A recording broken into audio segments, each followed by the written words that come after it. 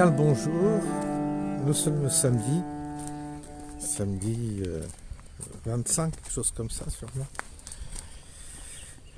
Et voilà, je regarde la caméra, c'est ce que c'est. Et voilà, donc écoutez, la vie continue.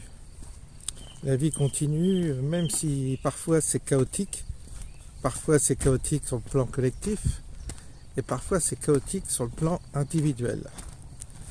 On choisit. On a les deux parfois même. Chaotique individuel et chaotique collectif. On va laisser passer les gens. Et donc, j'ai passé une journée infernale hier. Infernale, toujours pareil, avec mon père qui, à 7h30, m'appelle pour me dire qu'il veut se suicider, il a envie d'en finir, etc. Discours que j'entends tout le temps, évidemment. Et ça fait partie des natures. Il y a des natures d'hommes qui gèrent différemment leur souffrance. Il y en a qui en font profiter les autres, je dirais. Il y en a d'autres qui les gardent pour eux-mêmes, quoi, qui ont cette décence de les garder pour eux-mêmes. Mais il y a ceux qui aiment le drame, qui en rajoutent. Et je pense que mon père a cette tendance de dramatiser toujours. Et donc là, comme la situation est tendue, il exulte dans cette forme de dramaturgie où il faut justement compter ses munitions et gérer au mieux la situation. Au lieu de ça, il y a une forme d'inflation de propos qui sont culpabilisateurs et il ne comprend pas que les autres sont parfois fatigués, épuisés et presque en panne sèche, ils ne peuvent plus. Il n'y a plus le jus, je dirais, de soutenir, d'aider, de parler même. Alors, certes, il a été brutalement remis à son domicile suite à sa chute et son séjour à l'hôpital, mais bien que j'ai insisté auprès des médecins, il s'agit du CHU de Bois-Guillaume, en Normandie, bien que j'ai insisté pour qu'il aille dans une maison de convalescence avant de revenir à son domicile, sachant que c'était un peu prématuré, je n'ai pas été écouté par les médecins.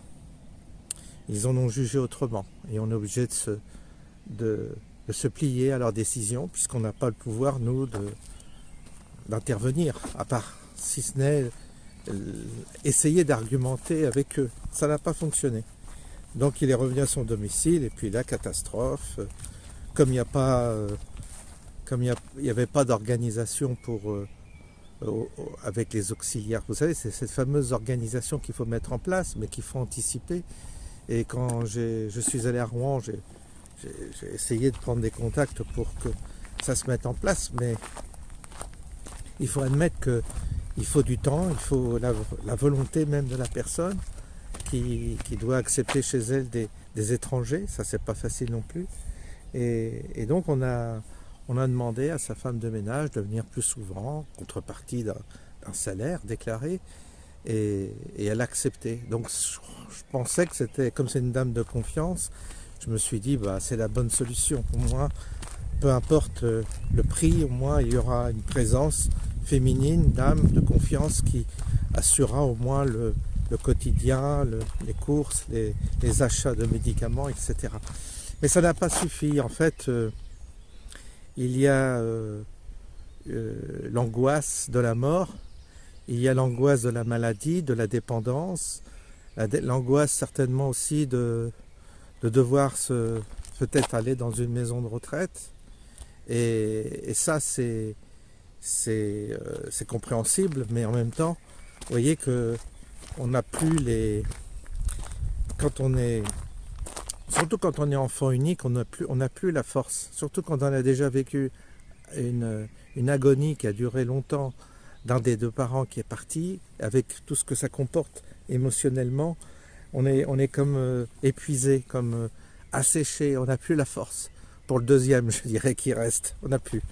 Donc, je suis dans cette phase délicate où, ma foi, je n'ai pas le choix.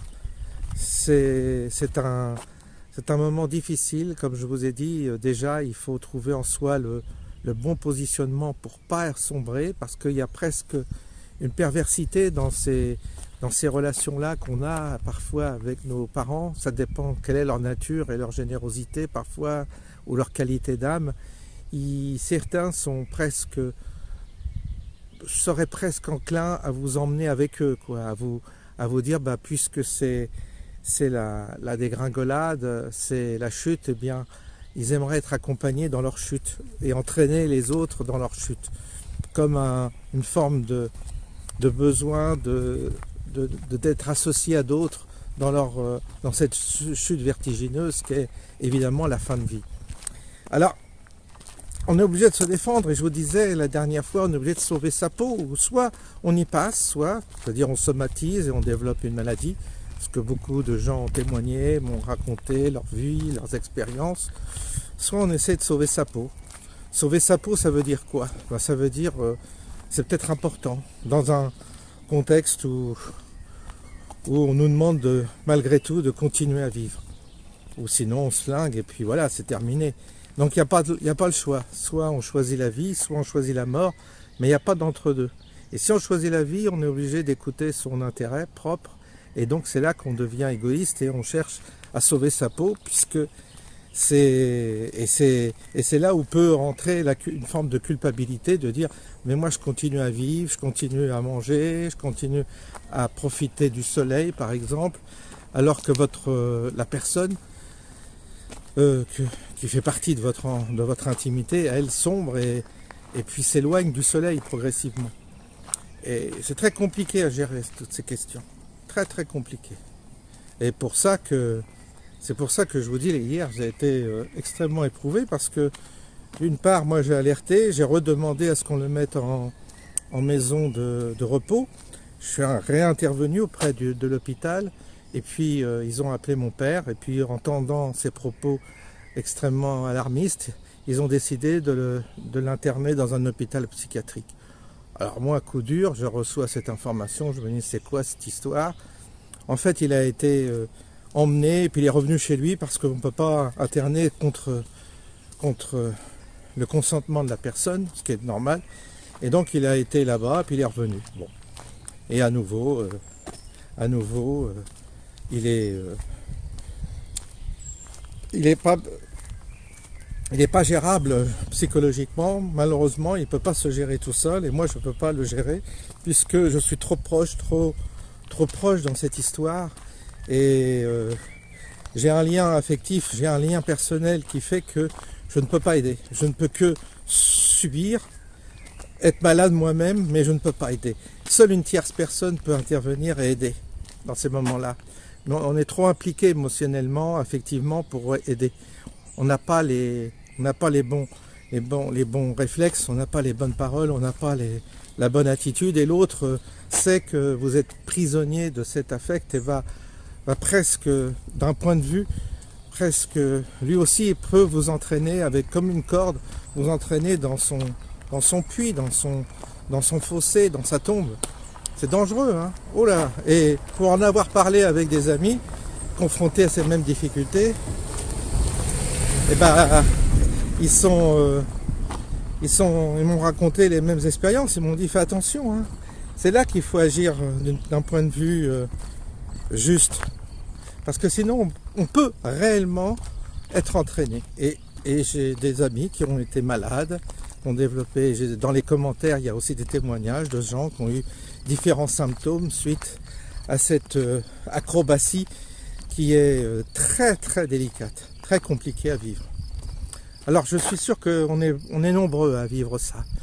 C'est assez nouveau, c'est assez contemporain, parce que les gens, nos parents vivent beaucoup, ont vécu, sont assez matérialistes. Et ils ont vécu toute leur vie comme dans un parc d'attractions, c'est-à-dire ils ont vu que la surface des choses, ils ont profité plus ou moins matériellement, ils ont bossé, ils ont vu cette vie comme une forme de réalisation matérielle dans laquelle il fallait acheter sa maison, acheter une voiture, aller en vacances, aller de temps en temps au restaurant, se faire plaisir et voyager éventuellement. Voilà, ils ont vécu comme ça. Et évidemment, la fête est finie à 90 ans. Les ressources financières, elles sont peut-être là, mais malheureusement, il n'y a plus le PEPS, et puis un des deux peut-être est parti, donc c'est plus la fête, évidemment. Vous vous retrouvez seul. L'autre qui était une forme d'appui psychologique ou je ne sais. Alors, il y avait une forme d'organisation de la maison qui est évidemment rompue par le décès d'un des deux parents. Et vous voyez vos parents accrochés à cette vie sans désespérer de ne plus pouvoir en profiter comme avant. Donc, ils sont dans les souvenirs, des souvenirs qui sont souvent bonifiés, qui sont idéalisés, puisque la vie n'est pas ce qu'ils disent en général. Après, ils brossent un tableau de leur vie extraordinaire, alors qu'en réalité, ils ont connu des galères, des difficultés, des conflits, tout ce qu'on veut. Mais tout ça est effacé, et les souvenirs ne retiennent que les bons souvenirs, ou enjolivent les souvenirs. La mémoire enjolive beaucoup le passé, parce que c'est le seul refuge qu'ils ont. Mais ils n'ont pas de perspective spirituelle du tout. Ils n'ont pas de perspective qui leur permettent d'enjamber, je dirais, l'autre vie, l'autre monde, avec une certaine sérénité. Ils n'arrivent pas. C'est compliqué, hein. Je ne dis pas que c'est facile, je dis pas que moi-même, le jour où ça arrivera, je serai, bien que dernièrement j'ai failli passer, je ne me suis pas paniqué, j'ai senti tout de suite que je allais rejoindre ma mère. Et je me sentais assez paisible, parce que cette vie, moi, m'apportait tellement de difficultés que la quitter, pour moi, c'est pas énorme, c'est presque une libération. Mais bon, bref. Et nos parents n'ont pas, moi je vois, mes parents n'ont pas eu la charge de leurs parents. Ils ont été dans des EHPAD, mes grands-parents étaient dans des EHPAD, voilà. Ils n'ont pas eu la charge, et quand ils ont solutionné comme ça pour leurs parents. Et puis ils ont continué à vivre, ils avaient mon âge, ils vivaient correctement, ils profitaient, tout ça. Mais là c'est différent, il y a comme notre génération, elle est impliquée autrement, et on nous culpabilise énormément, on cherche à nous entraîner dans un... C'est toujours pareil, on cherche à nous entraîner de peur que nous aussi nous puissions avoir ces quelques moments de bonheur qui nous resteraient éventuellement. Et encore, le bonheur dans ce contexte-là, il faut être bien là, il faut avoir un bon tempérament positif pour le coup pour le trouver. Mais on peut le trouver dans la nature, on peut le trouver dans des petits moments, ces petits moments de bonheur comme là, être dans la nature, tout ça. De regarder mes écureuils me fait beaucoup de plaisir, moi, c'est des petits bonheurs tout simples. Mais ça évidemment, ça nécessite ça nécessite pour l'autre qui s'en va une qualité d'âme qu'ils n'ont pas forcément développée durant leur vie. Et ils sont là à accrocher à quelques oripeaux qui leur restent de vie. Évidemment, c'est fini pour eux, la fête, quoi. C'est fini.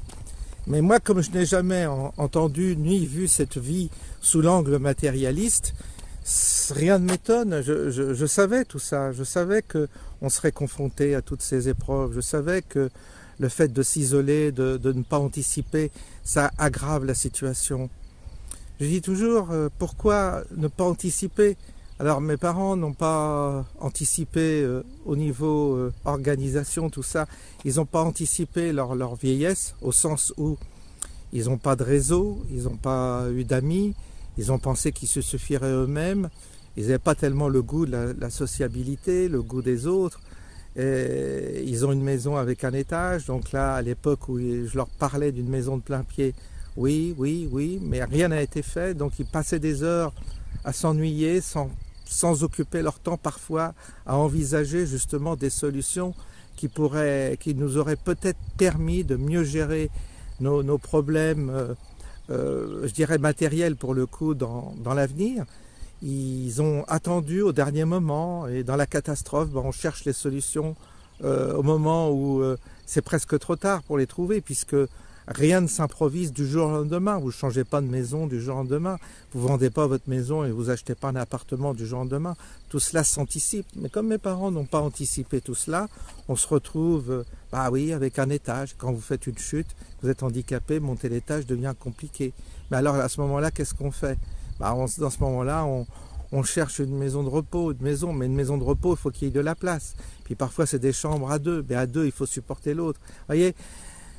Puis il faut un avis médical, il faut un médecin, mais il n'y a plus de médecin, on court après les médecins. Alors c'est pareil, les médecins, c'est compliqué, parce qu'ils sont, je vois le médecin de mon père, il a plus de 70 ans, il prend des longs week-ends, il y a presque plus de consultations.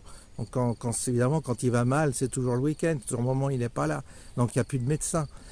Et donc il n'y a plus de solution, vous êtes coincé.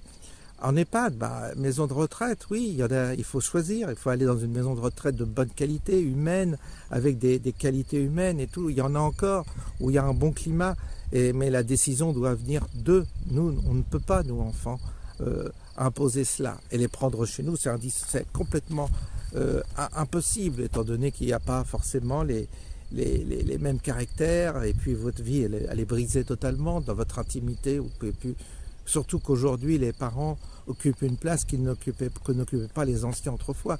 Autrefois, vous aviez les parents qui vivaient dans les familles, mais il y avait une forme de discrétion, ils tenaient leur place correctement. Aujourd'hui, il y a une forme de... On vous impose, on juge, il y a des conflits de caractère qui sont... il n'y a plus l'harmonie, c'est plus fluide, on n'a plus ce sens de la vie communautaire qui était fluide, où chacun avait sa place. C'est fini. Aujourd'hui, les caractères s'entrechoquent. Il y a beaucoup d'exigences parfois et vous ne pouvez pas répondre. Vous êtes fatigué, vous ne pouvez pas répondre. C'est impossible d'envisager l'avenir tel que ça se faisait dans le passé aussi. Il y a aussi ça. Donc, vous êtes obligé d'envisager la maison de retraite si vos parents sont consentants, bien entendu. Et là, je vois que ça ne s'improvise pas, il faut préparer, il y a un dossier à remplir, ça s'appelle via trajectoire, il y a des documents à fournir, et puis ensuite il doit être complété par le médecin qui est difficilement joignable. Ensuite, il faut opter pour des maisons de notre choix, mais là, il y a des listes d'attente, il y a des séjours courts qui doivent être entrepris, mais il faut la volonté forcément des personnes en question, il faut qu'elles-mêmes soient dynamique dans cette perspective, sinon vous ne pouvez pas, face à une forme d'inertie de la personne concernée, vous ne pouvez pas faire les choses à sa place. Et vous voyez, il y a tout ça, et tout ça n'a pas été anticipé, et donc du coup, il y a une forme de précipitation, d'urgence, où on doit gérer les choses en urgence, mais dans ce monde de plus en plus complexe et de plus en plus difficile, où les relations avec les administrations deviennent de plus en plus compliquées, l'urgence, ça devient... vous ne pouvez plus gérer l'urgence. Et donc, à force de ne pas anticiper, de ne pas prévoir, la situation peut se dégrader très très vite. Et puis, c'est moche, c'est glauque, ça devient glauque, quoi, vite glauque. C'est-à-dire, il y a des situations, c'est la panique totale et évidemment, rien n'est prêt pour assumer une dégradation physique, une dégradation parfois même mentale, cérébrale. Et puis, si autour de vous, il n'y a pas les relais et la famille ou les relais parfois amicaux, tout ça pour vous accompagner, vous aider, vous dépanner, c'est la cata totale, quoi. Donc c'est un peu ce qui m'arrive en fait. Et je l'ai vu ça arriver. Je l'ai vu et j'étais avec raison, j'étais angoissé parce que je savais que le jour où ça partirait en cacahuète, je serais coincé. Parce que d'une part, comme je vous l'ai dit, je suis très très très fatigué par l'épreuve du départ de ma mère. Et c'est comme si j'avais tellement... vécu ça d'une manière intense que j'ai plus la force de m'occuper du reste du deuxième, quoi. J'ai plus la ressource. j'ai plus la force, j'ai plus l'énergie, je suis fatigué. Très fatigué. Là, mes 2 jours à Rouen m'ont épuisé. J'ai besoin de me ressourcer, j'ai besoin d'y voir clair, j'ai besoin de sortir de ce cataclysme qui s'abat sur moi, quoi. Donc c'est pas facile, mais il faut continuer, à vivre, et puis à un moment donné il arrivera ce qu'il arrivera. On peut plus, on est obligé d'un moment donné de lâcher prise, vraiment. C'est pas un vain mot, de lâcher prise, et le jour où j'y arriverai ce sera formidable, mais pour l'instant je dois dire que j'en suis pas là, et j'essaie de dormir pour me réparer et retrouver la force au moins de marcher, de bouger, parce que là je suis moi-même très épuisé, très éprouvé par cette séquence que j'ai vue arriver avec angoisse, et je suis dans la tourmente là en ce moment. Vous savez, on est nombreux à vivre ça. Je croise que des gens qui ont été confrontés à ça ou qui sont confrontés à ça. On est très nombreux de ma génération. Chacun fait comme il peut. Chacun fait comme il peut, et c'est pas facile. Chacun fait comme il peut, et le truc, le pire, c'est le chantage affectif.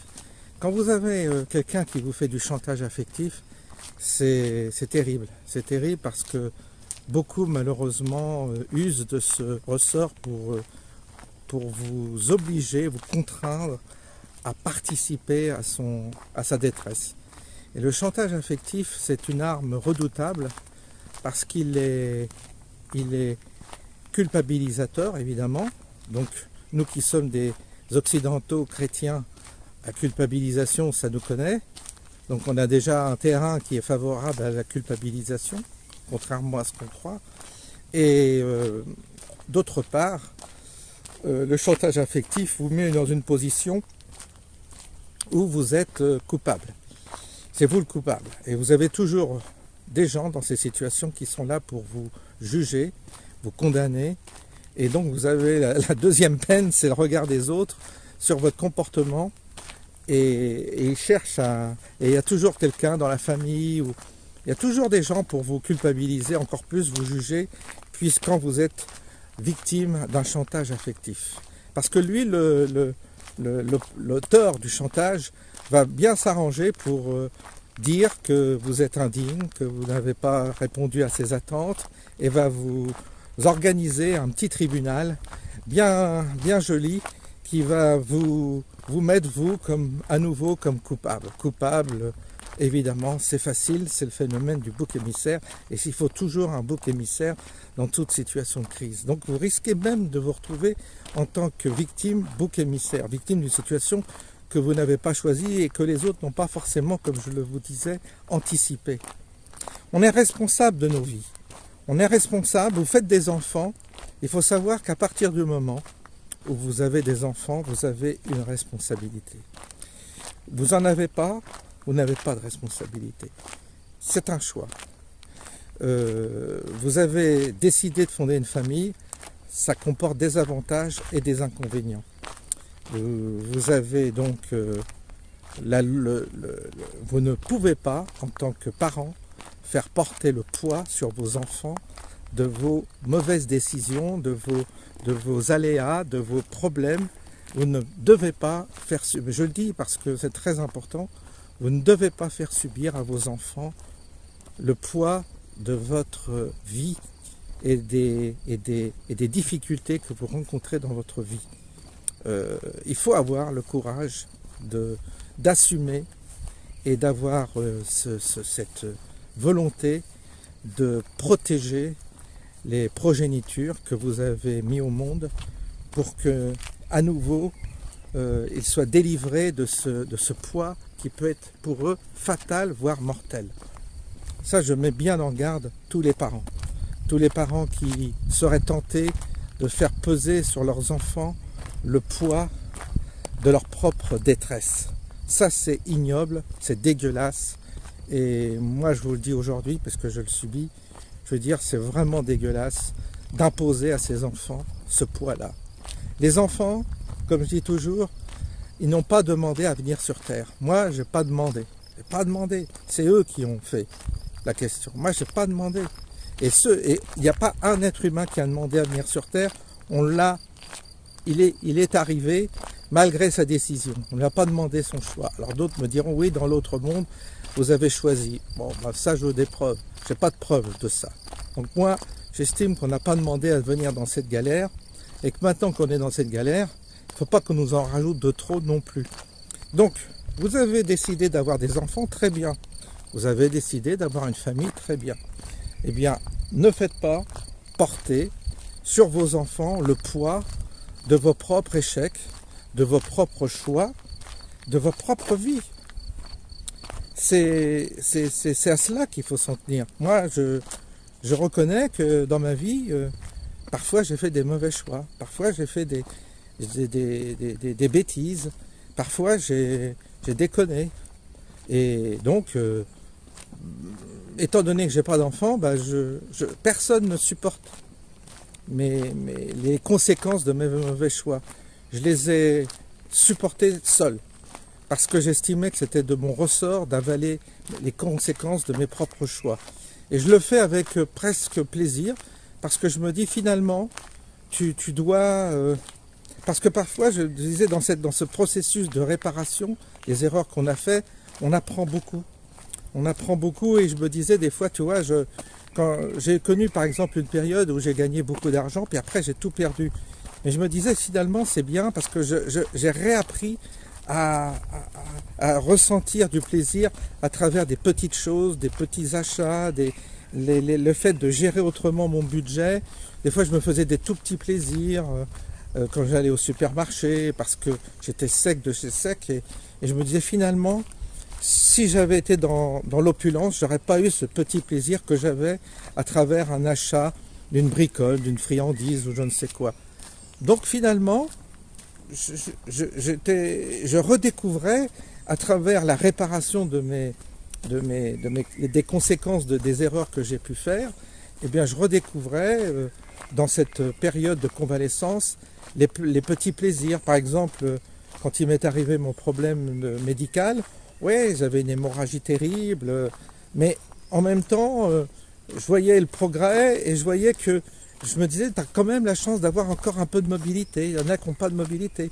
Et je me disais, finalement, j'ai cette hémorragie continuelle qui peut être inquiétante. Je dis, on verra bien. Mais en même temps, je me disais, finalement, je vivais, je m'adaptais, je vivais au ralenti et je appréciais de pouvoir... aller quand même faire mes courses. Malgré ça, je me disais finalement j'ai encore une mobilité et j'appréciais les choses autrement. C'est marrant, je ne sais pas comment expliquer ça.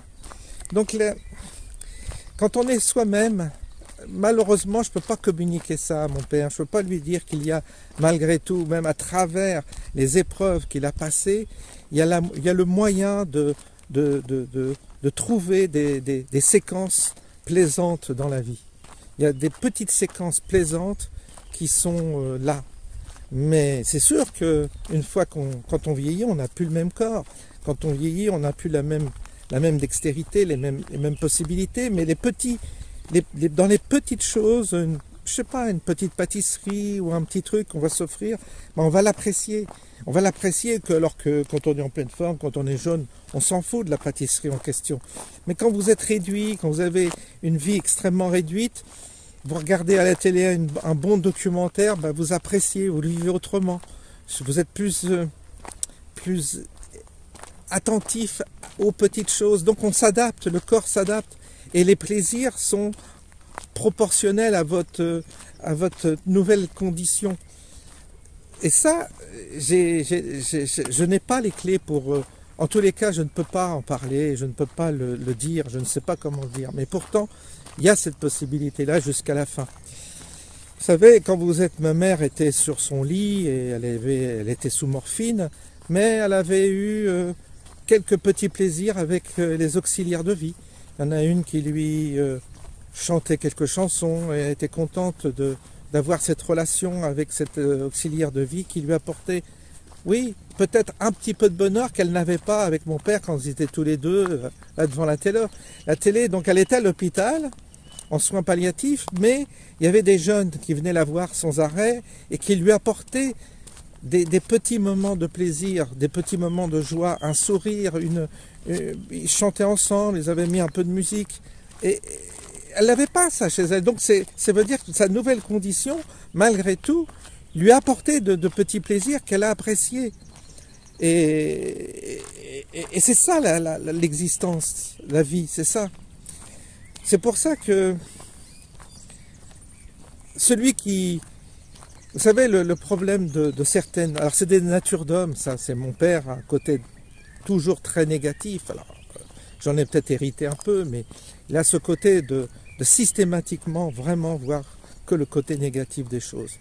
Et comme il a ce côté systématique, dont j'ai certainement eu, ça a eu des conséquences sur moi, il a aussi cette proportion à dramatiser, le goût du drame. Moi, quand je lis Mère, l'agenda de Mère, pour certains, ça va leur parler, eh bien, elle dit les hommes, les humains et leur goût du drame. C'est vrai, ils ont le goût du drame, le goût du drame. Et ce goût du drame, cette complaisance dans le drame, moi, m'exaspère et je fais un rejet catégorique de ce goût du drame. Je n'aime pas cette complaisance du côté dramatique. Il y a une forme de complaisance, c'est certain, qui est vraiment néfaste et négatif, qui n'apporte que... Et ça engendre vraiment des choses mauvaises. Le goût du drame appelle le drame et vous êtes dans une spirale infernale quand vous avez le goût du drame, parce que le drame appelle le drame et vous amplifiez vous-même votre situation par ce même goût du drame. Il faut vraiment faire attention à ça. Mais ça, c'est des natures. On ne peut pas grand-chose contre ça. Vous avez des humains qui ont la nature, qui ont cette nature, et dont mon père fait partie, c'est-à-dire le goût du drame, le goût de la dramaturgie. Et ça, et si ça peut être mis en scène, ils ne se rendent pas compte que c'est contre-productif, parce que ça éloigne évidemment les gens, l'entourage s'éloignent de ce type de comportement, donc ils s'isolent. Ils sont à la recherche de partager leur goût du drame avec des gens qui fuient le drame parce que ça les entraîne eux-mêmes justement dans leur propre malheur. Et c'est normal qu'on se protège et que tout le monde se protège. Donc en réalité, c'est totalement contre-productif et ça apporte, ça amplifie le drame puisque vous vous isolez, vous ne pouvez pas, parce que vous voulez imposer aux autres votre goût du drame, puis voilà, quoi, c'est ça. Donc, vous voyez, c'est intéressant. Voilà. Donc, voilà, je vous ai parlé de ça. Le fait d'en parler, je dirais que ça m'a fait du bien. Ça sera diffusé. Peut-être que mon père tombera dessus, je ne sais pas. Est-ce que ça le fera réfléchir? J'en doute. Mais il a la possibilité de regarder mes vidéos. Donc, s'il les voit, qu'il essaie de comprendre ce que j'essaie de dire, mais j'en doute. Et donc... moi, je vais de ce pas continuer ce chemin et je vous dirai ce qu'il en est. Alors, je ne vous parlerai pas toujours de mon expérience personnelle, mais si j'en parle, c'est pour dénouer chez les autres le même déclic. Parce qu'il faut que chacun sache qu'on est confronté à ça, pour beaucoup. Les gens de ma génération, je dirais entre 50 et 70 ans, on a tous eu plus ou moins, je dirais, des parents en déclin dans un système complexe comme le nôtre, compliqué, des générations qui n'ont plus la même mentalité qu'autrefois, donc on ne peut plus gérer comme autrefois. Des gens qui ont vécu loin de la spiritualité qu'il faut gérer. Nos parents étaient très matérialistes, ils appartiennent à des générations très très matérialistes, c'est les 30 glorieuses, tout ça. Donc on hérite de ça, nous, qui sommes beaucoup plus axés sur la fibre existentielle, spirituelle de la vie. Mais eux, ils sont très matérialistes. Et là, ce que je dis, je sais que beaucoup vont me dire, oui, c'est mon cas et c'est notre cas. Donc, difficulté de communiquer sur ces sujets-là aussi avec nos parents, sur la partie spirituelle. Et donc, vous pouvez vous identifier à ce que je vous dis, parce que dites-vous que le chantage, ne tombez pas dedans. Ça, je vous recommande de ne pas tomber dedans. Je vous recommande de ne pas vous laisser avoir, de ne pas tomber dans les pièges, parce qu'il y a des tas de pièges qui vous sont tendus.